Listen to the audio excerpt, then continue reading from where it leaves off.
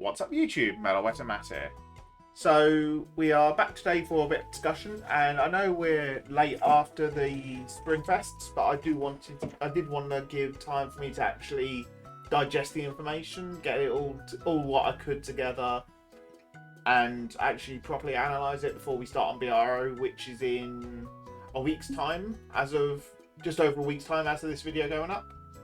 So what we've got is, I'm going to first off discuss each three formats separately, and we're going to go over the top 8 tops that are 10 wins or more, or for, I think it's higher for premium because there was a big scaling difference between the ride lines actually used. And then we're going to go into the top ones, so those that actually won events, and actually look at the conversion rates between them. Before we do get started on the information, I do want to give 2 thanks. First one is to Fuzzy Paradox, I will be showing their Twitters right here. I am very grateful for him, for obviously he's done all the first place graphics. Everyone pings him with the information, so he's the source of where we find our information. So just massive thanks to him. And the other one I do want to give a very big thanks to is Visionary Vices, who set up the spreadsheet that me and them have been collaborating, trying to get all the information in there, just get it all into one place so we can then get the conversion between top 8s to first to get the full information. So both of them I do want to give a massive thanks to, because without them this video wouldn't happen. But let's get started, and we are going to start with the premium format. So premium for top 8s, we got 47 Pale Moons, 40 Grand Blues, 37 Mega Colonies, 35 Narakamis, 32 Genesis, 19 Shadow Paladins, 15 Bermudas, 15 Nubatamas, 15 Royal Paladins, 14 Aquaforce, 14 Dimension Police, and 11 Nova Grapplers, and finishing up with 10 Cargo Rows. Anything below that, obviously, as I say, is below 10 points. 10 wins even. So, as you can see there, Pale Moon, Grand Blue, Mega Colony, Narakami, Genesis are just so far ahead of everything else. So these are your top 5 decks we're looking at. So this is where you'd be looking for conversions to how many wins they actually got to determine what actually needs addressing. So, expected 4 of the 5, I'd say, is the honest response. Genesis being the underlier, but 32 tops is still nothing to sniff at. Shows that it might develop to become best deck now with post-ban list. But talking post-ban list, let's move on to the first place to see how the actual conversion happened. And first place on the conversion is actually Mega Colony with 12 wins. Pale Moon with 8 wins. Genesis with 6 wins. Ground Blue with 6 wins. Aquaforce with 3 wins. Link Joker with 3 wins. Royal Paladin with 2 wins. Shadow Paladin with 2 wins. Narakami with 2 wins. Nubatama with 2 wins. Nova Grappler with 2 wins. Bermuda with 2 wins. 1 Gold Paladin win. 1 Dimension Police win. 1 Gear Chronicle win. And 1 Neo Nectar win. So as you can see, conversion rate shows Mega Colony actually converted the best out of the decks. Hence why it got the harshest hit on the list. Obviously, 37 into 12 is a better ratio than 47 into 8. So overall, making it known that Mega Colony was the deck to address, which is correct. Pale Moon obviously showing that it was the second one that needed hitting, they just hit it in the wrong direction. And lets us know that Genesis, Grand Blue are next on the watch list. Maybe Aquaforce as well. Link Joker's an outlier, but past that, it's just not worth considering at the moment. The one thing actually to note, though, is we had 35 Narakami tops, but they only got 2 wins overall. So it starts to show, what's actually happening? Is it going Narakami into Narakami, or is they getting paired off against bad matchups in the top? We don't fully know, because obviously this is a team format. But the fall off there between the total tops to number of wins does show that Narakami is very much not on Bushiroad's radar at the moment regarding tops. But obviously this is going to change post BRO. because obviously BRO is going to have the Premium Collection in the format, along with Festival Collection if you use any of the stuff from there. So, going to be a completely new format we're going into. So, having the small ban list just to deal with the outlying issue of Order Colony, we could have had liked a Nightmare Doll touch, but going too much further would have been a bad situation for how short it is to actually properly test post-ban list between this being announced and it actually hitting BRO. So having a nice big ban list post-BRO, clearing up the meta before we hit the BCS format seems to make the most sense. Next one up is a V Premium. And unsurprisingly, Bermuda is sitting there with 72 tops. Then next up is Gold Paladin with 38, followed by Grand Blue with 38, Genesis with 33, Shadow Paladin with 32, Narukami with 20, Raw Paladin with 20 as well, Aquaforce with 15, Dark Regulars with 14, Gear Chronicle with 11, and Kagero with 10. So as you can see here, obviously, Bermuda and Gold Paladins, two best decks in the format. Gold Paladin took its time to actually kick into actually making an appearance on the English side. So obviously half of that's more than likely down to why Gold Paladins are so low. Because it had, looking back at the results, we had one Gold Paladin at California.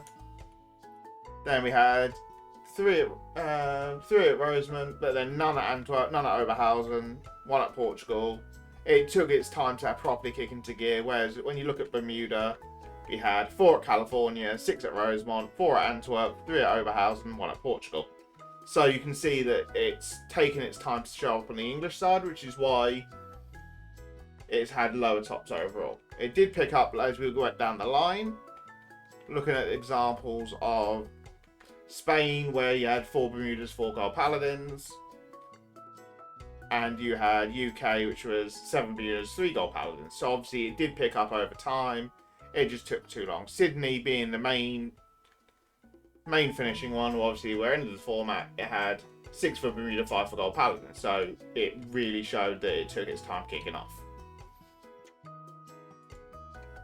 But you also got to pay attention to the fact that the Grand Blues were still not that far behind, along with Genesis mainly being the Astral Poets. There was some Regalias in there, there was some Himikos in there, but it was the majority of it being Astral Poets. But then we take this over to the first places, and we have 14 Bermuda, 10 Grand Blue, 9 Gold Paladin, 5 Genesis, 4 Dark Irregulars, 3 Raw Paladin, 3 Narukami, 2 Aquaforce, 2 Shadow Paladin, 1 Pale Moon, 1 Link Joker, 1 Dimension Police, 1 Kagero, 1 Tachikaze, 1 Murakumo, and the Bang Dream Hello Happy World. Hashtag thanks London. But as you can see from that, Bermuda obviously having the best conversion rate of 72 to 14. But as you can see here, the next big difference is more the fact that Grand Blue actually had more wins than Gold Paladin. So a conversion of 38 to 10 compared to 48 to 9 shows that Grand Blue is actually doing better than Gold Paladins. Obviously this is down to, obviously as we said earlier, European side taking its time to actually start playing Gold Paladin. But it's why I can honestly see why Bushido didn't touch Gold Paladin is because it didn't have the second best conversion rate. If it was above Grand Blue and it was hitting close to 12, 13 tops and about 50, 60 tops with about 11, 12 wins, I'd maybe see them hitting Gold Paladins, but hitting just Bermuda for now. Again, going into BRO, if Gold Paladins do then become the dominant deck, we can then go further with that and say, right, this needs topping, this needs sorting out. Let's hit it on the ban list post BRO, clearing up for BCS again. Underliers to look at though is the fact of Dark Irregulars there. Because obviously it only got 14 tops, but then converted into 4 first places, which is really solid conversions. And obviously the Bang Dream one, obviously people are questioning how on earth it won. The guy that played it, Roman, is well known in the European scene for actually playing Bang Dream. He constantly does really well with the deck, so him getting the top, it was not being carried. It was an actual well-played game. I've seen it myself in action, because obviously I was judging London. But no, it's very much a noticeable deck. Whether more people pick up on the deck because of this win, have to wait and see, is the honest response. And then we are moving over to the final format of Overdress. Now this graph is a little bit different, the first one I'm showing. More for the fact of obviously we've sorted out by the ride lines, and it's sorted by nation and then the order they were released. So obviously, as expected, the main deck is Magnolia with 78 tops, followed up by Gravidia with 54 tops, Sarah Snow with 51 tops, Barra Magnus then taking next with 36 tops. We've then got Nirvana coming in joint with Bastion next for 26 tops, and Kyrie rounding up with 20 tops. Bruce beat out Kyrie, 21 tops. And then Kyrie finishing up with 20 tops. I'm going to mention Flagbugs 10 because I've been doing the 10 and belows, but 10 and aboves, so Flagbugs has got 10. But the key things to note here is Kyrie's solo more for the fact of it came out quite a bit later in the season, so half the Springfest didn't actually have access to Lyrical. And the other thing to note is also Set 5 was only legal for London onwards, and even then London didn't have the easy access to it because Set 5 was European delays, I think is the best way to put it. So not many people actually had access to it. But from what we can see here, obviously, is as expected, with Magnolia being on top, followed by the Brant Gates of Gravidia Seraph. Bastion being low was surprising, as well as Barra Magnus being as high as he is. So, a bit of underliers here, but obviously not too much to really say about the tops. We then move into the actual wins, and we have got 13 Magnolias, 13 Gravidias, 8 Prison, 7 Barra Magnus, 6 Nirvanas, 3 Kyries, 3 Bastions, 3 Lauren Rolls, 1 Bruce, which is the Grade 3 version, 1 Zorga, and 1 Tamayura. So the key things to note at here is the fact of, we've obviously got Gravidia, which was quite a huge bit behind Magnolia in terms of number of tops, managing to equal out on the sides of the number of wins. So it's showing more that Gravidia's got a really good conversion. So putting Gravidia on the watch list is more than likely happening. As to what you could hit for Gravidia, you'd more likely want to look at the Burrito perhaps. But I'm obviously not well versed in what their criteria is for being hit, so who knows. 8 prisons, despite being as close to Gravidia as it was in number of tops, is surprising. But then you got the ginormous gap there was in number of tops between Prison and Barra Magnus, and then Barra Magnus is only 1 win behind them. Key things to also note is the fact that we've obviously got Lauren Roll, which only had 9 overall tops, so we've got 3 wins, so quite a good conversion there. Bruce, despite all the tops he had, only managed to secure 1 win, and that was the Grade 3 version instead of the Grade 4 one, because that was run by crushing Kyo and crushing the meta in, I think it was France he won? But it was a European team again, he's avid Spikes player. Understandable that he played the deck and obviously won. Obviously, the other key note is to note Tamayura. Obviously not being as prominent in our meta due to how late it actually released in the season. But still managing to get 1 top despite only having the one actual... I'm trying to think the name of it now. 1 actual month to actually play. So it was 2 sets of tournaments. It was the UK weekend and the Sydney weekend. I have a feeling though this might be one of the singles. So that might be why. because I forgot to mention, sorry, the Fuzzy's graphs do include the singles ones, where the data from me and Vices doesn't actually include the singles. But I'll look into this further. I feel it is the singles because I'm looking at my graph now and Tamiya is not on there. So yeah, this is more like the singles win. I think it was Philippines was singles. It was either Philippines or one of the ones over there. It was definitely an AO one. But there was a couple of singles over there due to how they're scheduled. And having Tamiya as a singles win is really solid because that proves it actually managed to physically beat out the Gravidias, the Magnolias and stuff.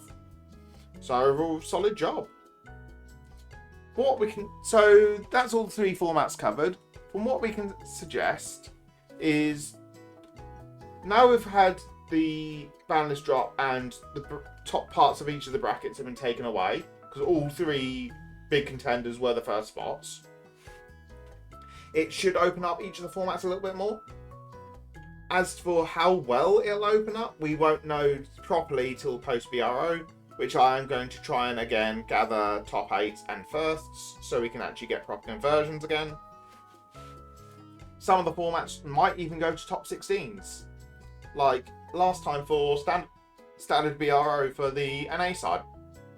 It was a full-on top 16, so we'll get more data from that.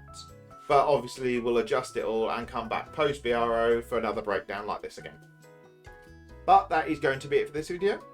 If you haven't done so already, please do like, comment, subscribe. It very much does help the channel. Working really hard to try and get to that 500 soon. But I'll catch you guys on the next side. Bye bye!